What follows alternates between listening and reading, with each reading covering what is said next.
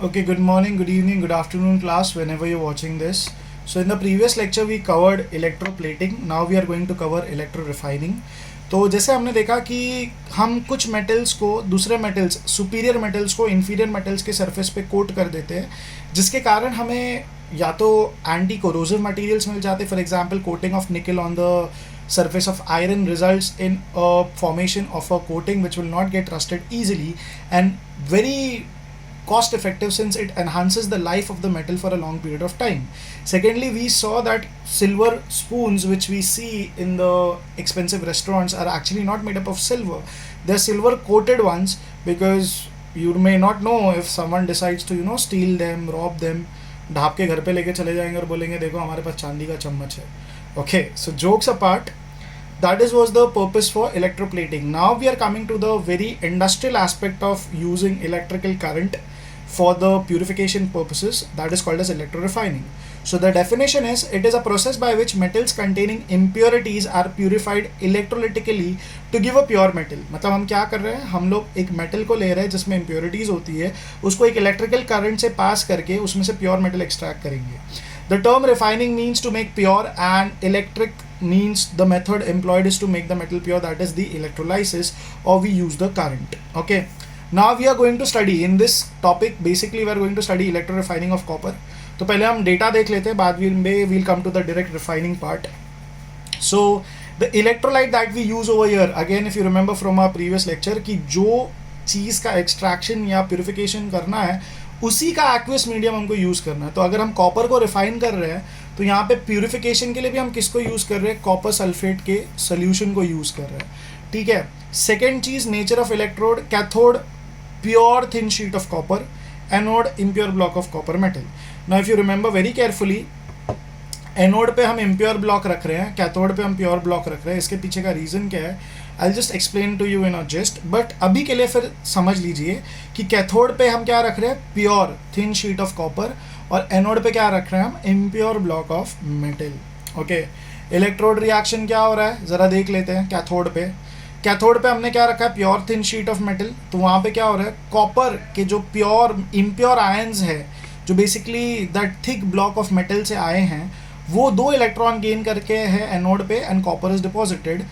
Copper ions are discharged at cathode as neutral copper atoms. Very important. ठीक है, copper ions are discharged. Discharge मतलब क्या हो रहा है, they are gaining 2 electrons to become neutral. Discharge का मतलब होता है आप neutral बन रहे हो either by donating or accepting electrons. Okay.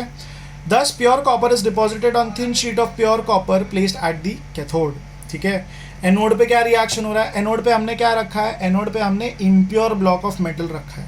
तो यहाँ पे क्या रिएक्शन हो रहा है, copper is losing 2 electrons to make copper cation.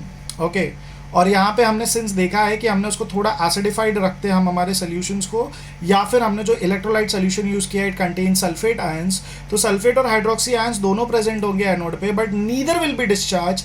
Instead the copper anode itself loses electrons to give copper ions. ये सेम चीज़ हमने कहाँ पे देखी थी, ये same cheese we saw in the electroplating का प्रोसेस.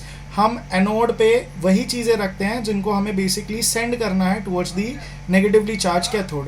तो hence anode diminishes in mass with a period of time. Okay, so the impure block of copper anode gets used up and impurities settle down. Now let's understand the क्या हो रहा है यहाँ पे. जो हमारे पास प्योर कॉपर मेटल होता है, the pure copper metal dissolves out from the copper anode and impure copper block, जो बेसिकली हमने कहाँ पे लगाया है, एनोड पे. एनोड पे जो हमने thick block of impure metal रखा है उसमें से सिर्फ pure copper ions are released and these copper ions formed in the solution at anode get deposit at the cathode on the thin pure sheet of copper by gaining electrons. क्योंकि हमने इसको cathode पे रखा है, cathode का charge negative होता है, तो वहाँ पे वो क्या करेंगे, इलेक्ट्रॉन्स को गेन करेंगे. The impurities present in the impure copper anode settle down as anode mud or slime which contains insoluble impurities such as gold or silver. Yes, it is possible कि हम जो कॉपर का metal का block use कर रहे हैं वहाँ पे गोल्ड और सिल्वर impurities भी होती है, बट हमारा मेन कंसर्न क्या है, to extract copper. That is why even the electrolyte that we are using over here is the copper sulphate solution. Okay, अब impurities such as iron, zinc, etc. higher in electrochemical series ionize and dissolve in electrolytic copper sulfate solution. अब जैसे कि basically जो हमने जो series याद की है, कटरीना ने कार मांगी, ऑल्टोजन फरारी, तो उसमें हम देखेंगे कि आयरन और जिंक है, they are higher in the electrochemical series. तो ये क्या होते हैं, ये अपने इलेक्ट्रोलाइटिक सोल्यूशन में ही अपने सल्फेट सॉल्ट्स बना के रह जाते हैं। So this was just the theoretical aspect on which we are focusing. Now will look into the diagram and understand it very carefully. Okay okay class, so here is the diagram that we need to study. तो हमने क्या कहा था कि cathode पे हम क्या use करते हैं, thin sheet of pure copper. इसके ऊपर चार्ज क्या रहेगा, negative, because it is connected to the negative terminal of the battery और the current providing source. Anode पे हमने क्या लिया है, thick block of impure copper. अब देखो होता क्या है, please understand this. This thick impure block is responsible for generating the Cu2+ ion, that is copper ions.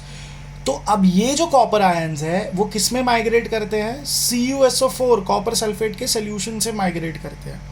अब जब ये आयन्स माइग्रेट करते हैं तब देखिए इसमें बहुत सारी इम्प्योरिटीज हो सकती है। इसमें iron, zinc, gold, silver and many other metals can be present in this thick block of impure copper. But हमें एक्सट्रैक्ट खाली क्या करना है, प्योर कॉपर। तो हम अगर इसे एटॉमिक लेवल पे प्यूरिफाई करना चाहते हैं तो हम कौन सा मेथड यूज करते हैं, electro refining. So let's see again quickly what is happening. So I took the anode where I kept the thick block of impure copper metal and at the cathode I have kept the pure thin sheet of pure copper metal. ठीक है, मैंने electrical current pass किया, यहाँ से क्या generate होगा, Cu2+ ion.